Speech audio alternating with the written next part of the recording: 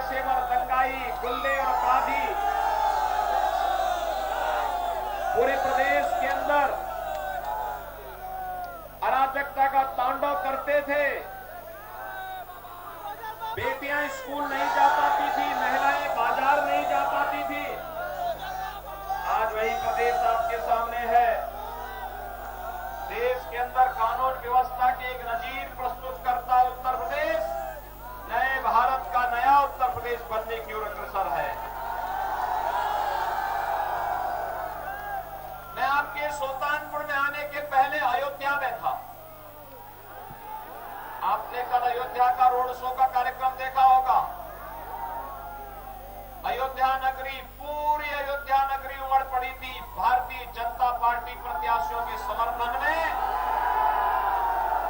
कि फिर एक बार 300 पार के लक्ष्य को प्राप्त करना है तो अयोध्या की पांचों के पांचों सीटों को अयोध्या की जनता भारतीय जनता पार्टी के पक्ष में देने को तैयार है। और भाइयों बहनों, अब तक 4 चरणों के चुनाव हुए हैं। 4 चरणों के चुनाव के बारे में कुछ रुझान आपको बताऊं। 4 चरणों के चुनाव परिणाम तो 10 तारीख को आएंगे,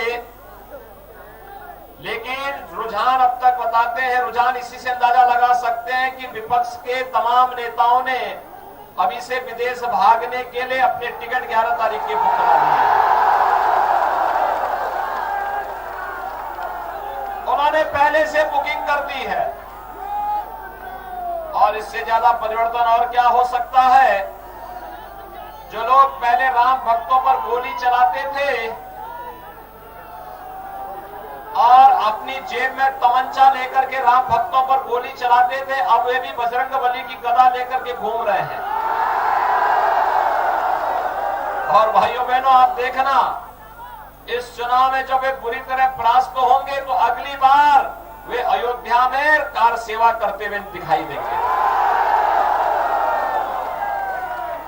आप भी चाहते हैं ना इन लोगों को एक कार सेवा में आए। जो लोग राम भक्तों पर गोली चलाते थे, अवैध तमंचा अपने पास रखते थे, आज जब बजरंगबली की गदा लेकर के घूम रहे हैं तो मैं कह सकता हूं कि अगली बार ये लोग भी राम भक्तों की कतार में खड़े होकर के कार सेवा करने के लिए अयोध्या में दिखाई देंगे। और अगर ये चाहते हैं इसके लिए अयोध्या में राम मंदिर के निर्माण कार्य और तेजी से हो, इसके लिए भारतीय जनता पार्टी की सरकार फिर से उत्तर प्रदेश में आवश्यक है। भाइयों बहनों, मुझे सुल्तानपुर वासी एक बात बताएं, आपको बिजली मिलती कि नहीं मिलती है?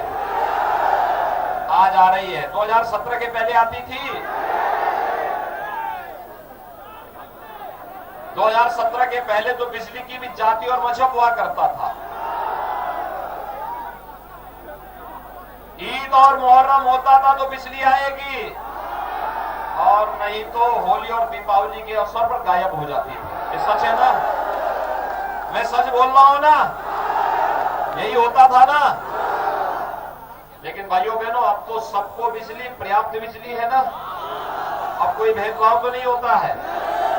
देखना, आजादी के बाद जिन गांवों में बिजली नहीं लग पाई थी, हमने वहां भी बिजली पहुंचाई। जो गरीब अपने घर में बिजली नहीं कनेक्शन ले सकता था, हमने फ्री में बिजली के कनेक्शन उपलब्ध करवाए। और कोरोना महामारी से दुनिया जूझ रही है। लाखों लोग मर गए हैं कोरोना के कारण। लेकिन भाइयों बहनों, प्रधानमंत्री मोदी जी के नेतृत्व में कोरोना प्रबंधन कैसे होना चाहिए, जीवन भी बचाया, जीविका को भी बचाया। और भाइयों बहनों, यही नहीं, हम लोगों ने फ्री में टेस्ट किए, फ्री में उपचार दिया। और यही नहीं, फ्री में वैक्सीन, सबको वैक्सीन। डबल इंजन की सरकार है, डबल डोज राशन का भी मिल रहा होगा गरीबों को। मिल रहा है ना? महीने में 2 बार राशन। दाल भी, रिफाइंड तेल भी और नमक भी। मुझे बताइए 2017 के पहले पैसा कहां चला जाता था? ये सारा का सारा पैसा भाइयों बहनों, हाईवे हो, सुल्तानपुर में तो पूर्वांचल एक्सप्रेस वे भी सुल्तानपुर होते हुए जा रहा है। ये एक्सप्रेस हाईवे हो या अयोध्या, सुल्तानपुर, प्रतापगढ़, प्रयागराज के बीच में एक 4 लेन की कनेक्टिविटी चित्रकूट तक पहुंचाने का कार्य, इंफ्रास्ट्रक्चर डेवलपमेंट के जो बड़े कार्य हो रहे हैं। आज तो सुल्तानपुर को मेडिकल कॉलेज भी बनना है ना सुल्तानपुर में। अब आजादी के बाद क्यों नहीं बन पाया भाइयों बहनों?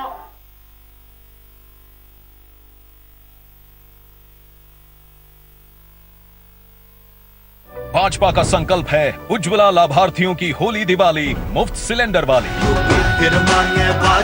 फिर से कमल का बटन दबाएं, भाजपा को जिताएं।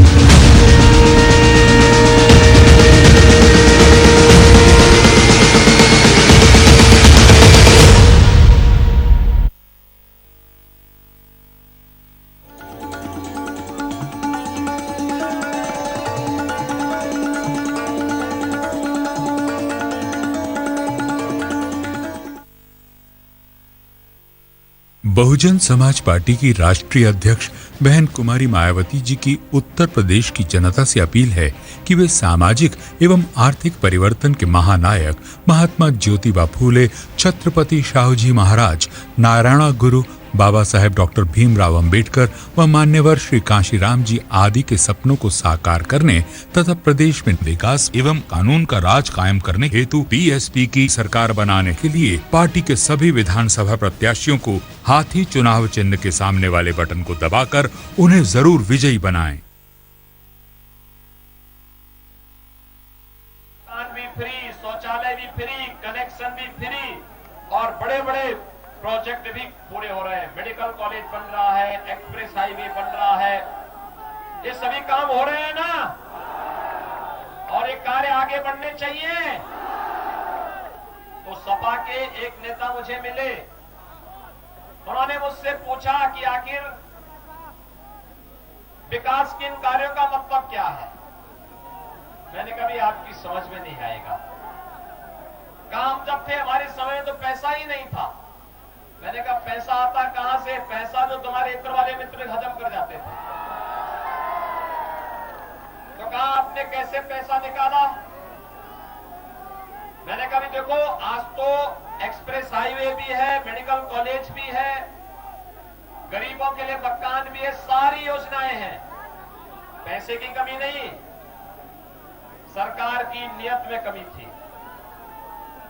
और सरकार आज जो कार्य करा रही है, ये कार्य पैसा कहीं बाहर से नहीं, उत्तर प्रदेश से ही आ रहा है। तो उन्होंने कहा विकास हमने भी कराया है। मैंने कहा कौन सा विकास कराया है? तो उन्होंने कहा साहब हमने एक विकास कराया। मैंने कहा क्या? कुछ तो बताओ। कहा साहब हर गांव में दिखाई देगा। मैंने कहा क्या? कहा साहब समाजवादी पार्टी ने कब्रिस्तान की बाउंड्री भी बनाई थी। यानी कब्रिस्तान की बाउंड्री के सिवाय समाजवादी पार्टी कुछ भी विकास नहीं बता सकती।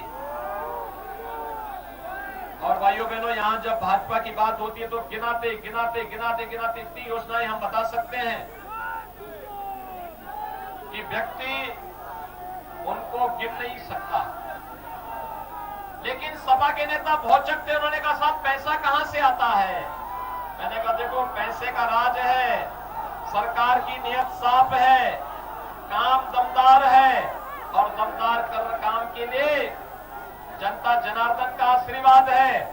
और आशीर्वाद जब है तो भाइयों बहनों, उसमें हम लोगों ने एक यंत्र विकसित किया है। वह एक्सप्रेस हाईवे भी बनाता है और माफिया और अपराधियों को भी रगड़ता है। मैं जब आ रहा था, मैं देख रहा था यहां पीछे 4-4 बुलडोजर खड़े हैं। 4-4 है, एक भी नहीं। मुझे लगता है 5 विधानसभा है, एक में भेज देंगे ना सबको, तो अभी से संदेश दे देगा। और मैं आपको आश्वस्त देने के लिए आया हूं कि भाइयों बहनों, सुल्तानपुर के लोग बहुत भोले भाले हैं, ईमानदार हैं, बहादुरी के साथ कार्य करना जानते हैं। और आपका आह्वान करने के लिए आया हूं, आपको दमदार सरकार चाहिए या तुमदार सरकार चाहिए? दमदार सरकार चाहिए ना? तो दमदार सरकार के लिए 5 सीटें जब भारतीय जनता पार्टी जीतेगी तभी दमदार सरकार बनेगी। तैयार हैं? सुल्तानपुर से विनोद सिंह जी को सदर सीट से श्री राज प्रसाद उपाध्याय जी को, सिसौली से ओम प्रकाश पांडे को, लंबुआ से सीताराम वर्मा को और कादीपुर से राजेश गौतम को चुनाव जिता करके भेजेंगे। भाइयों बहनों, आज प्रचार का अंतिम दिन है। कल केवल एक दिन घर घर जाकर के पर्ची चेक करना और परसों प्रातः 7 बजे से मतदान प्रारंभ हो जाएगा। सभी लोग सहमत हैं?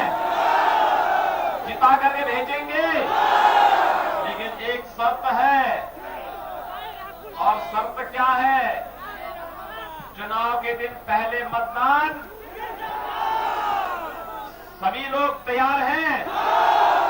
तो विनोद सिंह जी को और राजप्रसाद उपाध्याय जी को चुनाव जिता करके भेजेंगे। पूरे सुल्तानपुर के अंदर मैसेज करेंगे ना कि भाजपा के 5 प्रत्याशी जीत के जाएंगे पूरी मजबूती के साथ।